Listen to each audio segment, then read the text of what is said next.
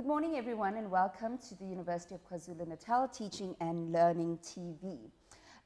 Teaching and Learning TV is an initiative that is piloted by the University Teaching and Learning Office of the University of KwaZulu-Natal, and it's designed to promote public discourse on higher education issues. We are streaming to you from the 8th Annual Teaching and Learning Conference at the University of KwaZulu-Natal. What we have been doing over the past few days is that we have been speaking to keynote speakers and plenary speakers and basically facilitating a conversation with people who are interested in engaging these prolific writers and speakers further. And so today we're delighted to have with us Professor Reitumetse Mabokela, Reitu, who's joining us, and she's going to be engaging with a distinguished panel of scholars on her work and areas that they are interested in engaging her further on. So Reitu, perhaps we will begin with you. You've written extensively, particularly, though not exclusively, on women in higher education, particularly black women in higher education, and your book that fascinates me the most, of course, is Sisters of the Academy.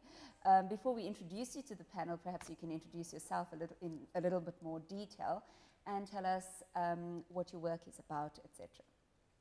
Good morning, and thank you again for extending this wonderful invitation. It's always a pleasure to be among colleagues and have an opportunity to explore cutting-edge education issues. I'm South African born. I went to the United States after I completed high school, having lived in South Africa essentially from birth. And I'm originally from Tabanchu in the Free State. And I completed my high school at Mabata High when I was when I was about 10. My family relocated to then the former homeland of Uputatswana. So that you didn't finish high school when you were 10, right? No, Oh, they okay. relocated. No, I didn't. We wouldn't be surprised. No, they relocated when I was 10 so that I could attend this high school, which at the time was very cutting edge. And after I completed my high school, then I went to the US first as an exchange student for a year. And then I returned, and I spent a year applying for scholarships and attending university in South Africa for a year, which at the institution that is now University of Northwest, or Northwest University. Formerly then it was the University of Uputatswana, of course. And it was during that year that I was awarded a scholarship, and I returned to the United States to study a BA in economics at Ohio Wesleyan University.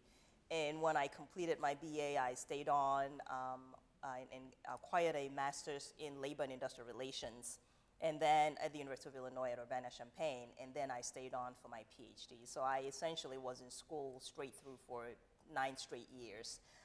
Needless to say, I was very happy when I completed my PhD. My path to higher education clearly was a bit of a meander. I started in economics, I ended up in education policy, and people always ask me, how did you end up in education or in higher education policy in particular? And really, I mean, it's one of those situations where I had a perfect plan. I knew that when I finished my master's, I was going to go out and go into the corporate sector and make lots and lots of money. But then I met a wonderful professor, and I happened to take a class in education policy studies as one of my electives during my master's, and that's how I eventually ended up in higher education, in education policy as a field of study. And really, they were addressing the sorts of issues, things that I was really passionate about, and it became very clear very quickly to me that I was probably not in the right field, and that's how I ended up in policy.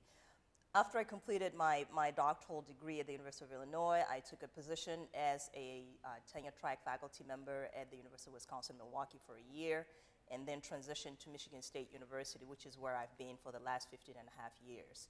So I essentially went through the ranks as an assistant professor at Michigan State and got promoted through associate professor, and I'm currently a full professor and also the assistant dean for international studies in the College of Education. And I'm pleased to say that in January, I'll be returning to my alma mater, the University of Illinois at Urbana-Champaign, as a vice provost for international affairs and global strategy. So I'm actually completing my tenure at Michigan State University. In terms of my research and scholarship, as you correctly noted, some of my earlier scholarship focused a lot on issues of gender in higher education, and particularly interested in understanding how organizational cultures impact and affect the mobility of women scholars in higher education, in the higher education sector. Most of my earlier work started in Southern Africa, in South Africa in particular, but then has expanded to include the study of this very same issue in other parts of the African continent.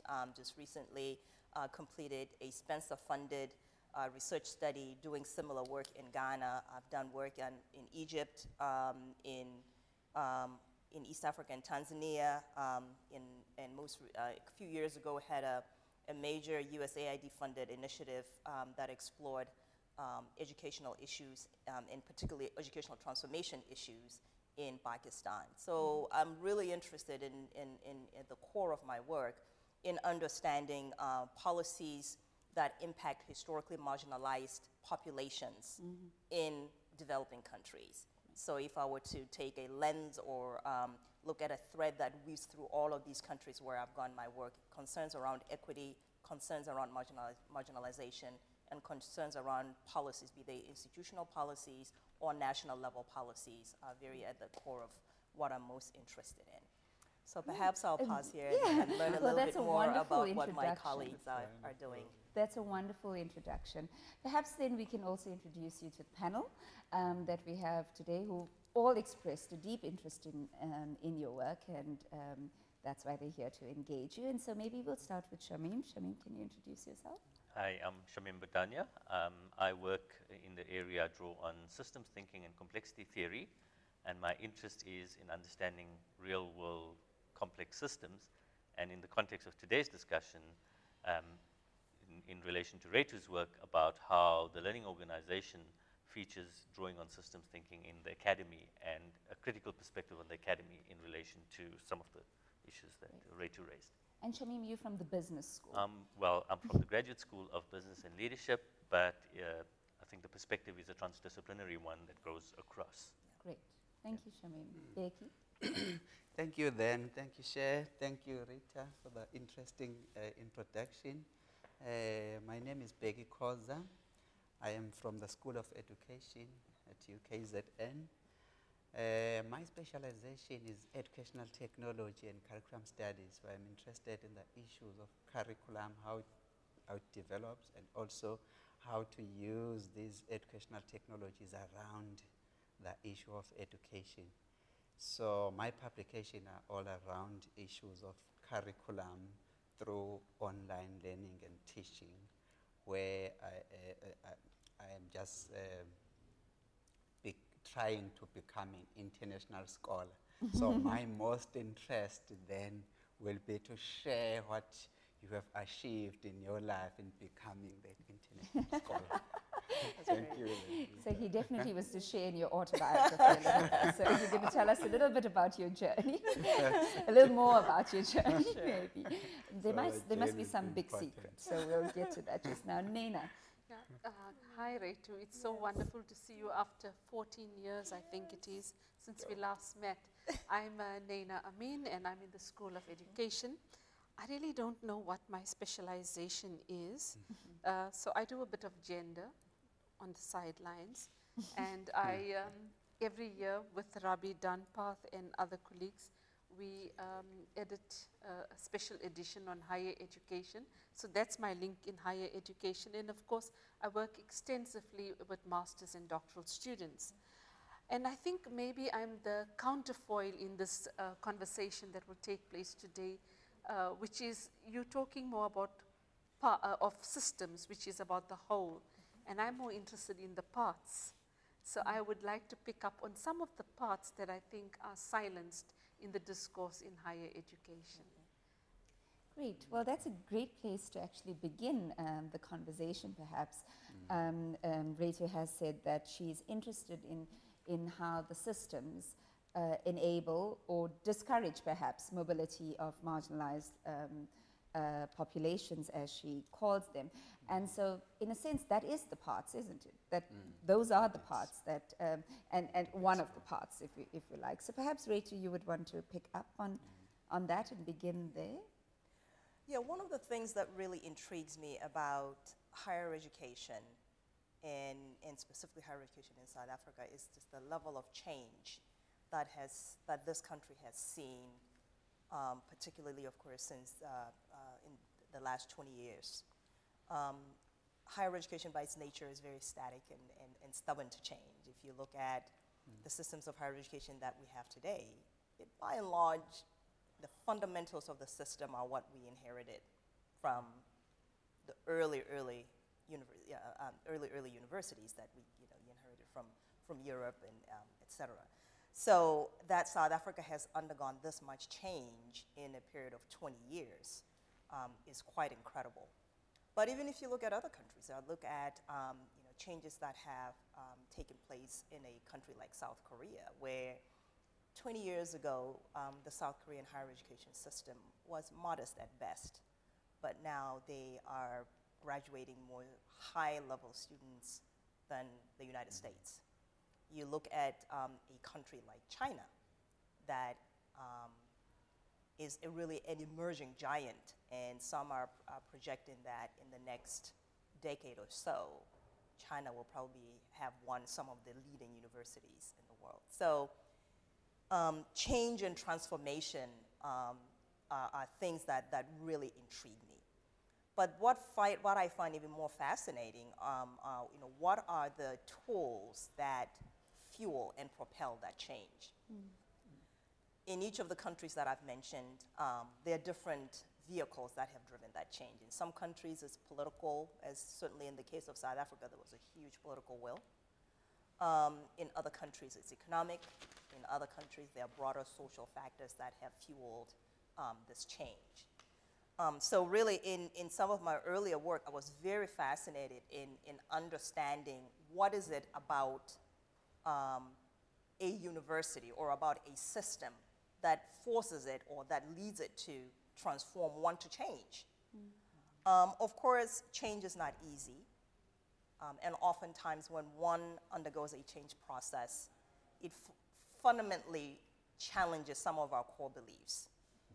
And the responses to change can be varied. They can range anywhere from resigned acceptance of the change process, but more often than not, there's a continuum of resistance. Because when you ask people to change, when you ask a system to change, when you ask an organization to change, you're fundamentally destabilizing that equilibrium. And until we get to a point where we create a new equilibrium under the new system, people are essentially uncomfortable, all of us. We like the way we're creatures of habit. We like, we know what we know. And when I come into a classroom and ask you to change the curriculum, even if you're an expert in the field, I'm fundamentally challenging what you know. Rachel, can I maybe just come in there? Sure. And maybe just link with what you said earlier in terms of your focus on equity, gender, marginalization, and you spoke about it at a national level. Yes. Can we maybe just bring that, almost make the university, because an academy, a university is a kind of political economy as well. Absolutely. And if we bring those dimensions at the level of the university for the purpose of this discussion just for a few minutes and link that to the ideas of change, I want to turn it on its head a little bit and just get your responses that quite often, and I think certainly in the South African context, that this political economy within the university is sometimes subjected to the service of a neoliberal agenda. And using the names and the labels of change, which is meant to be progressive, is actually retrogressive. And the political elite actually creates a culture of dominance. And can we maybe kind of explore that a little bit? That's hugely loaded, of course. It is a very loaded question. But when you look at change and the language that we use to describe whatever change process we're going through, and certainly at the institutional level, I think when we look at the case of South Africa, there are many examples where we see the language of change being used, but when one does a systematic analysis, it seems to be contrary. Yeah. Just recently, one of my doctoral students and I completed an analysis of a 20-year analysis of major education policies, particularly policies in higher education, to examine the impact of those policies and just look and see, you know, in 1996 we said X, 20 years later, what has X accomplished? And what we find is that I always tell colleagues in other parts of the world that South Africa has one of the best constitutions. South Africa has some of the best policy language that embraces issues around equity, issues around equity, equality. So if one takes the language that we have embedded in many of the policies and legislation that we have, we walk on water. We're phenomenal. And just to give us, just as one concrete example, looking to sort of extend the point and illustrate the point that you just raised here. If we're looking at the representation of women academics or the in the academy, 20 years ago when I was collecting my data for my dissertation, I'm talking about early to mid 90s, 93, 94, 95, 96, that period of time. At some of our leading institutions, we essentially have the exact same number. The numbers may have changed, but the proportion and the percentage has essentially remained the same. And yet we have 20 years of policy and legislation. So you're absolutely right, that we can borrow the language, we can embed it, we can reflect it, we can say all the right things, but when our actions, and we can be acting, because we're doing things. I've visited some of the universities where I collected my initial data, and they're doing things. We have equity officers, we have, you know, we were submitting reports to the ministry on an annual basis. We look good, but proportionally, our numbers are identical. And this is 20 years later. But isn't that, sorry, Bheki, go ahead. So Rita, maybe to come in there. Yes. In terms of then moving towards becoming the international scholar then, what you'll then think would be a solution for people like us? For instance, in my case, I've been with higher education for the last 20 years. Yes. But I don't feel that I'm going somewhere where I'm pushing for this international scholarship. So in your case then, will you then suggest that in order for us to get that opportunity, we need to go outside, maybe to US, in order to achieve that? Or is there any other alternative that you think may help us to achieve what we have achieved? But isn't that question yes. also directly linked to this notion of neoliberalism? And yesterday we heard in Bo Pina's session about the difference between globalization and internationalization. Absolutely. So, and he makes the point that globalization is, is linked to the imperialist project where he'd like to see internationalization. I think you were at that session as more of a democracy, a democratic process rather. So, to relate it to what Bheki is saying, is there something there that's I don't know, discouraging within this globalized, that processes that are linked to neoliberalism, as opposed to taking an internationalization perspective on the matter? Maybe that might be a way to approach it. Yeah, I don't necessarily believe that one needs to go about and your scholarship is legitimated by having studied abroad. I don't think that that's a necessary condition for one to be a highly regarded scholar.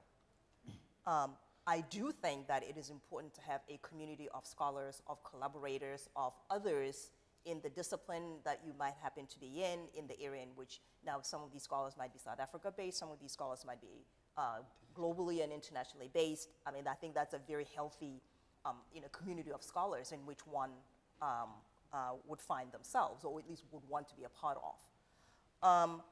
I think what I see is a lack of intentionality.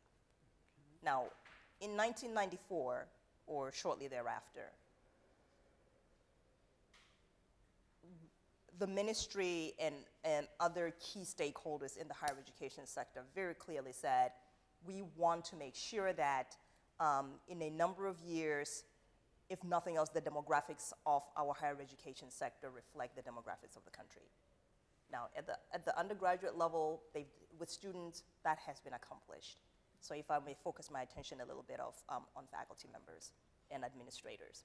So if, let's say, in 5 years after 1994, in 1999 and 2000, we have started very intentionally with some very clear cohorts of students to say, these are students with potential, these are highly talented students with potential. We are going to grow our own. I mean, right now, 10 years later, 10, 15 years later, we would have a cohort of people who are qualified, who have the credentials, who have the training, who have all of the requisite things that we claim we want.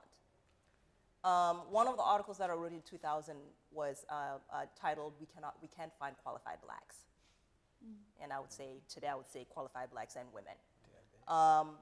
And maybe about 3 weeks or so ago, Jonathan Jansen, who's the director at the University of the Free State, did an editorial where he essentially said the same thing. We still can't find the excuses that we can't find these qualified people. And I'm saying, where are you looking? What did you do? What have you done? Or what have we done? Because this is a collective here. This is not an exercise where we're pointing fingers at others to say, you didn't do it, But the question that he was raising essentially was, in 2000, that was a question that I raised. And here we are in 2014, essentially still asking.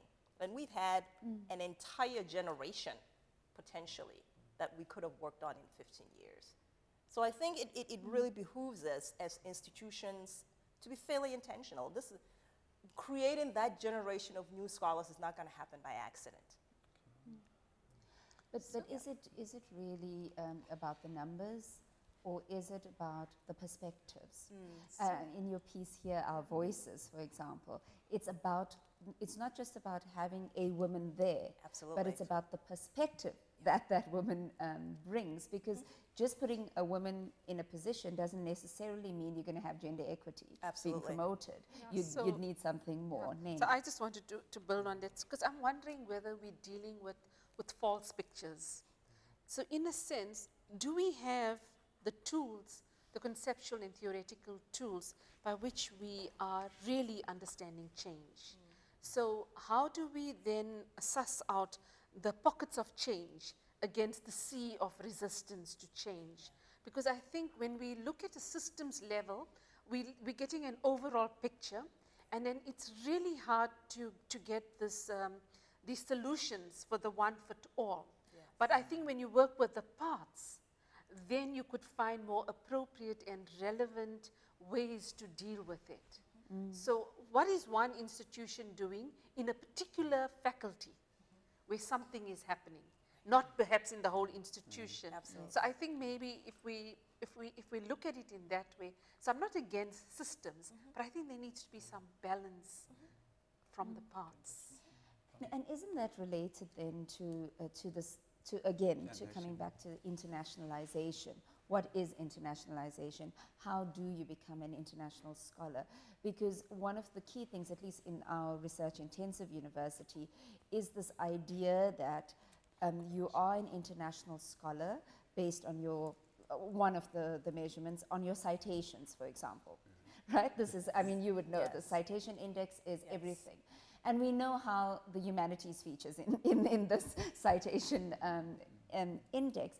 How does one manage that? You know, as you said, how does one develop a means to measure internationalization by looking more closely at the parts rather than just the, a one-size-fits-all approach? Because it seems that's what's happening within higher education. But we must be careful then that when we go into the parts, that we're not looking at simple.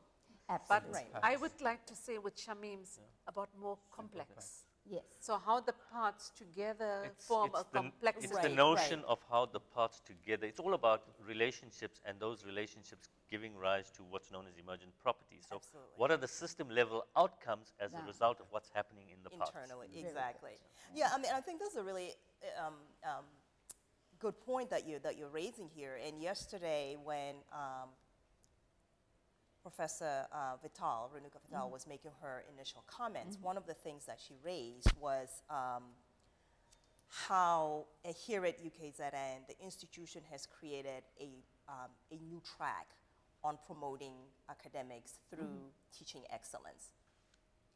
And I was sitting there thinking, wow, this is really phenomenal, in that by and large, when we look at the academy, we know that publications are Publish or perish. Publish or perish. Yeah. And if you don't have publications, however many there may be, and you're not published in the right types of journals, it's just not going to happen for you.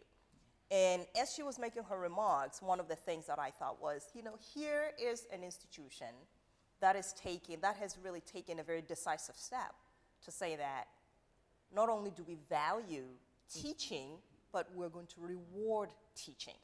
All of our universities say, research, teaching, and service, they're all great, but at the end of the day, they're not created equal. Research is more dominant, is more equal than the others, if one were to say that. But here's an institution that has really taken a very decisive step. We are going to not only recognize teaching, give the teaching awards, but actually promote people on the basis of teaching. And knowing that, by and large, women, it doesn't matter where we are, when we look at literature around the world, women tend to do a disproportionately higher amount of the teaching. Even at a large research university like this one or others where I've done work, women by and large tend to do a lot of the teaching. So to then say, and to really sort of get to the point that you're making, that here's an area where we're going to be very decisive and we're going to take very positive, very concrete action to address a potential area of disparity and a potential area of inequality, and spread that across. But maybe what we should do a correction of that understanding is that despite that, the women have still not got into, we still have we've only got one African woman as the only full professor in this university. And I agree. But I think to me that's, taking a step in a direction that, for the most part, others would probably dismiss as not even being credible, to even think of teaching as a potential area. Now, the long-term impacts and the long-term effects of this particular decision have yet to be fully realized. But it is a step in a direction where it's a risk. It's a risk that the university is willing to stand back out and do this. Pick up this link? Yes, sure. That, so we spoke about system and parts, but what we haven't spoken about is context. Context. So Absolutely. this idea of an international scholar, it's not acontextual. So when you talk about an international scholar in the South African context, it has to be very localized in relation to what is it, our role as the academy in society, the impact we have on society, and how that influences scholarship in the rest of the world. Rather than this kind of idealistic, one-size-fits-all, normative notion that an international scholar draws in big grants, no disrespect to our visiting scholar who's actually profoundly drawing in grants, but draws in big grants, publishes in Nature and Science. In Nature and Science, high impact, teaches from high on, spewing out expertise without engaging in the realities of our context. So I think all these themes kind of fit into each other, and we mustn't lose sight of context in relation to what is internationalization. So the question is how to become an international scholar while remaining true to contextual imperatives and mandates. You're raising some really fundamental points here, really, really critical points. I think when I look at scholarship in many of the countries where I've done work, all of which are developing countries, to sit in the ivory tower and divorce oneself from the realities of whatever it is, be it poverty, be it environmental factors, be it education or lack thereof, there are a whole host of real life issues that academics in many of the countries where I'm doing, where I've had the opportunity to work, simply do not have the luxury to ignore. Absolutely. And some of these scholars are doing incredible work, but it is also work that is relevant to the particular issues that their universities, that their countries have to deal with. So this idea of really being contextually relevant is absolutely critical. I mean, if one is doing great work that is not very useful, I do believe in absolutely actually being having in my work in having some utility, you know, and having some level of social responsibility. Without being instrumentalist. Without right? being instrumentalist, Because but that's one the- has to, there has to be some value Absolutely. to that work, and that value I think in my assessment is derived from the context in which one resides and in which one conducts In fact, this I want work. to, you know, even take this further. So if we just take the example of gender. Yes. So for example, a university can bring in policies to kind of manage it in such a way that the women have more access to resources, more money, more time, more for research and so on. But often what the university cannot do, or any institution, is control the home conditions and the kinds of stresses and pulls and so on. So it seems to me that perhaps our work has to do much, not only should we transform the institution, but we have to transform the social environment. Absolutely. And I think that's where the challenges really are. So even when it comes to race, it's all based in racism. How do we eradicate that, you know, around us so that we can move on with the fundamental changes that we want?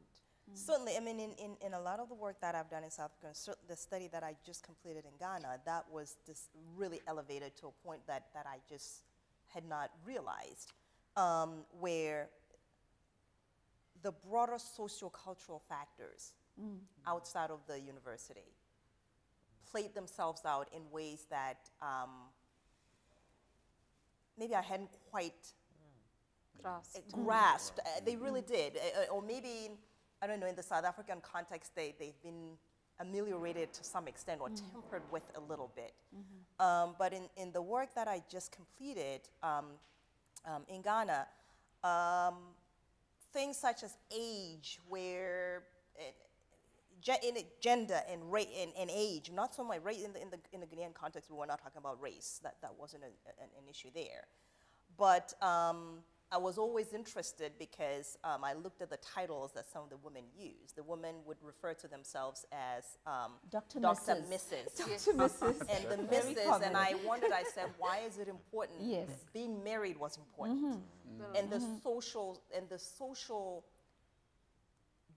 benefits, so to speak, if I were to, you know, to call them that accrued to a married woman were much more valued in the academy. So some of the colleagues who were quite accomplished, but they were not married, somehow their social status was diminished because they were not married. So this was sort of an example where I thought, wow, you know, it doesn't matter that you have 15 books and that you're really smart and that you're very competent, you're producing these students, that you're not married. And in that context, that social value was so much more valued. Or that you were young. I mean, some of the colleagues were quite young. And the fact that they were young, regardless of how accomplished they were, in many ways really didn't matter. So some of these sort of broader social elements played themselves out within the culture of the university in ways that were really quite profound and challenged not only the culture within the university, but also challenged the culture outside of the university. So you're absolutely correct in that we're not acontextual. Universities are very much a microcosm of what goes on in the communities and in the society in which they are based. But sometimes, because we're so in our little cocoons, some of those social factors can play themselves out in ways that we don't quite anticipate. Yeah. But also perhaps, I mean, to sort of round up a little bit, in terms of policy then, which is coming back, policy in higher education, certainly the research then would need to move not just relying on the Constitution, relying on legislation, all those wonderful white papers and green papers and whatever other colors that we have in, it's just white and green, right? White and green. But in the Rainbow Nation. But the importance of sociocultural factors in informing policy, I think, is what we're hearing, that it's not enough to say bring more women into higher education, but to consider the sociocultural impediments that actually prevent that from happening, but not just prevent them from coming into the institutions, but from actually flourishing in the Or it institutions. could also be that policy is an impediment. In itself. In and of itself. Yeah, policies yeah. are I mean, an you impediment cannot itself. legislate change. Yeah. You know, we can have policies, we can have procedures, but at the end of the day, policies are implemented by people. Absolutely. And you cannot legislate, you can have wonderful policies, but if the people responsible for implementing and engaging with those policies don't fundamentally believe in those policies, they're all for But I naught. also think that in here is this whole macro-micro notion, because we talk policy, which is the macro level, but ultimately it's each institution, each academy itself that has to implement and become the articulators of change. Yeah. Right. So it's a living document. So that, yes, so that Yes. it's articulated in But practice. it Yes. also is open to interpretation. Interpretation. Yes. And that is It's part not a of its- sacred text. Yes, and so it's one of the things in which if there's a loophole, it can be actually used to maintain the status quo. And I think in South Africa, that's probably been the case, Yes. where you know, we have equity policies, and I visited quite a number of institutions, and when we look at how our policies have been implemented, the same policies. There's quite a bit of creativity out there in terms of how these policies are implemented. And you're looking and thinking, Equity is is this the relative. same document? You know, are we interpreting it? And certainly we want to be respectful of you know, institutional autonomy and institutional cultures and institutional contexts. Yes. But to what end? Yes. And how far do we allow, or do we create a space where we are so generous in our interpretations that you know, we really look like we're straying from the fundamental intentions of the policies that we've implemented. We end up looking like 1994 never And we- happened in absolutely. some places. But in a sense, if we go back to what the heart of the academy is, the heart of the academy is a place of contention, Yes. a place of debate, of disagreement, so that Freedom. together we grow something, synthesizes out of that that's a bigger whole. Right. Yes. And if we crush that, that's the start of our downfall. What we need to do is we need to go back to that very notion of, call it academic freedom, engaging in contention, contending Debate, positions, conflict. to the point that it's local level. You see, if we draw from the top down, we want to impose policy. We have to see policy as the guiding framework. Yes. And we have to allow the parts Yes. to engage, Connect with to allow Yes. those voices to articulate the policy. And that's a fundamentally epistemological question too. I mean, Bheki's earlier question about how do I become an international scholar? It's also about whose knowledge counts, right? Exactly. Who's producing, what they're producing. international Your research on women in higher education, Right. who's reading that? Marginalizations. And how are they using that to Absolutely. implement change and implement policy, etc.? Because, as you said, there's a fundamental contention constantly, which is wonderful, but who comes out on top eventually? And we know whose knowledge counts. We know how that knowledge is used, etc. And I think that's where I mean, the issue of values, education is not value-free. Exactly. We bring ourselves, we bring our values, we bring our belief systems, and as you correctly note, some values are some are more valued than others. There's a hierarchy here, and so you know, whether it's in you know, implementing in policy or interpreting and then implementing policy, whether it's on academic freedom. I mean, academic freedom allows us the space to be able to contest some of these ideas that we've put on the table, but we're working with values. And in a country like South Africa, I mean, I think there's been a very long history of contestation of values, and that still continues. But those values in any given society, in any given context, guide and shape, and where we begin to, I think where we begin to see fundamental change is when we begin to see really a true challenging of some of the values that we hold dear and near. It's very uncomfortable, but to really move things forward, I fundamentally believe that we have to challenge some of the assumptions that we bring with us about what the academy is and what our universities are and what role they play or don't play. But often values masquerade, ideology masquerades as values. And so that's another issue. Debate altogether, Yeah. which we will continue with Reitu over the next 2 days, I think, as she helps us challenge our values and our ideologies about what higher education systems can and should be and the potential that it holds for, particularly for social transformation. Absolutely. I think that's been the greatest value of your work. So thank you so much, Reitu, for joining us. Thank you to our panelists for engaging in this lively and inspiring discussion. And we look forward to hearing more from you. All the best. Thank you very much. And as always, it's a pleasure to have the opportunity to engage with colleagues and debate these very complex issues. Again, thank you for inviting me to this conference. You're welcome.